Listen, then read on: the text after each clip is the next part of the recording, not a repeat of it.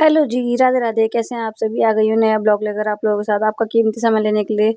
तो जी मुझे आजकल जो है बहुत बिल्कुल भी टाइम नहीं मिल पा रहा है। कभी बर्थडे रियांश का आ जाता है, कभी मेरा आ जाता है, कभी एनिवर्सरी आ जाती है। इस वजह से मैं आप लोगों के साथ ब्लॉग शेयर नहीं कर पा रही थी। वृंदावन से टूर से आने के बाद आप लोगों से आधी बातें शेयर कर ली थी, आधी नहीं कर रही थी। लेकिन आप लोगों से जब तक सारी बातें शेयर ना करूँ तब तक मेरा मन नहीं लगता है।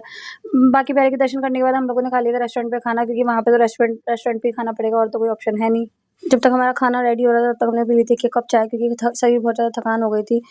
उसके बाद खाना आ चुका था, खाना बहुत टेस्टी था, वेजिटेरियन था, मतलब लहसुन प्याज का नहीं था क्योंकि मन नहीं था। उसके बाद हम लोग निकल रहे थे होटल के लिए पैदल-पैदल, क्योंकि रिक्शा मिलने के लिए बिल्कुल भी तैयार नहीं थी, हम लोग निकल गए थे।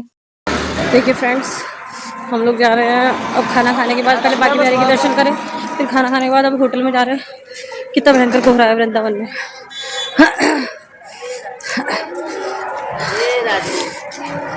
ठंड में किटकिटी बन रही है। जिसको भी राधा रानी के दर्शन करने के लिए या कान्हा जी के दर्शन करने के लिए आना है वो राधे राधे जरूर लिखे कमेंट में, श्री राधे राधे। हम लोग पैदल पैदल जा रहे हैं क्योंकि जहाँ हम जा रहे हैं वहाँ के लिए रिक्शा मिलने के लिए तैयार नहीं है कोई भी। राधे राधे राधे राधे राधे राधे। बच्चों ने भी पूरा साथ दिया है, चल रहे हैं माटो माटो पैदल पैदल। वहाँ के लिए कोई रिक्शा नहीं मिल रही है होटल के लिए जहाँ हमें जाना है। राधे राधे राधे राधे। पैदल पैदल यात्रा करने के बाद हम लोग पहुंच गए हैं अपने होटल में। होटल भी अच्छा था, काफी प्यारा था, सामने बिल्कुल कान्हा जी की मूर्ति लगी हुई थी, बहुत प्यारी सी। होटल वाले भैया भी हमारे जानने वाले थे, तो काफी कोऑपरेटिव थे, बेचारे बहुत अच्छे थे। बातचीत की उनके साथ हमने। उसके बाद हम लोग रूम में पहुंच गए थे। कामाक्षी ने की खूब मस्ती, खूब एंजॉय किया। उसके बाद हम उठे सुबह मॉर्निंग में, बहुत अच्छा लग रहा था। रात को सोने के बाद अच्छा आराम मिल गया था। अब हम हो जाएंगे नहा धो के रेडी, क्योंकि हम जा रहे हैं आगरा कॉन्फ्रेंस में।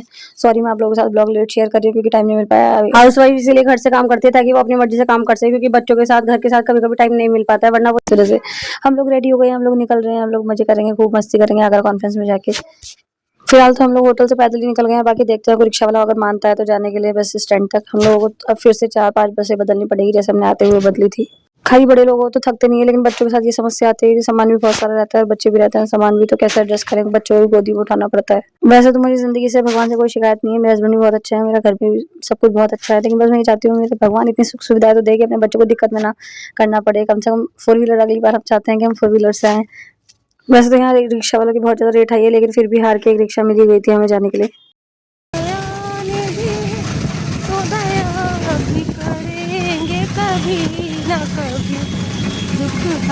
राधे राधे।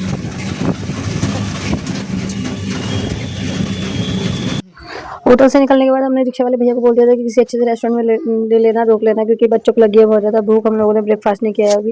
वहाँ पे जाके मेन्यू में देखा तो पराठे वगैरह बहुत अच्छे थे, फिर हमने आलू पराठा खाया, किसी ने गोभी पराठा खाया, किसी ने। खाने से ज़्यादा अच्छा था वहाँ का नाम बाके बिहारी होटल। आलू पराठा भी बहुत टेस्टी था, गोभी पराठा भी, चाय भी बहुत टेस्टी थी।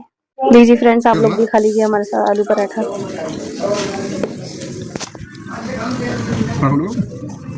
बहुत बढ़िया है। ब्रेकफास्ट करने के बाद हम लोग फिर चल दिए रिक्शा की तरफ, बस की तरफ जाएंगे अब हम लोग।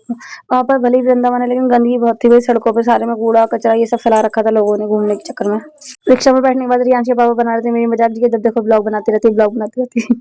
आधा घंटा जाम में फंसे रहने के बाद फाइनली हम लोगों को मिल गई थी बस।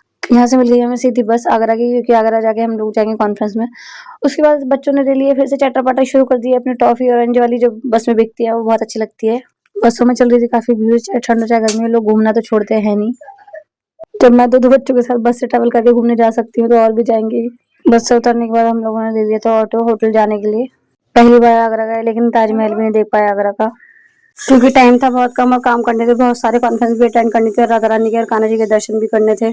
इसीलिए यहाँ के पापा कहने लगे कि ताजमहल के दर्शन जो है फिर कभी करना, फिलहाल इतना टाइम निकाल पाए यही बहुत है। थकान तो बहुत हो गई थी लेकिन मजे भी खूब किए, बच्चों के साथ एंजॉय भी खूब किया।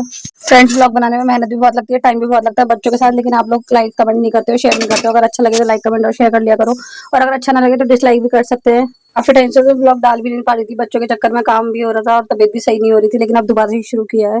काफी लोग यूट्यूब चैनल पे कमेंट करते हैं कि तुझे इतना टाइम कहाँ से मिल जाता है, तो वेली है क्या, खाली है क्या? तो भैया आप लोगों के पास टाइम नहीं होता होगा, लेकिन मैं तो सुबह 4:30-5 बजे उठती हूँ, सारा काम जल्दी से निपटा लेती हूँ ताकि अपने लिए कुछ कर सकूँ, सेल्फ डिपेंड बन सकूँ। इसीलिए मैं वीडियोस भी बनाती हूँ, ब्लॉग भी बनाती हूँ।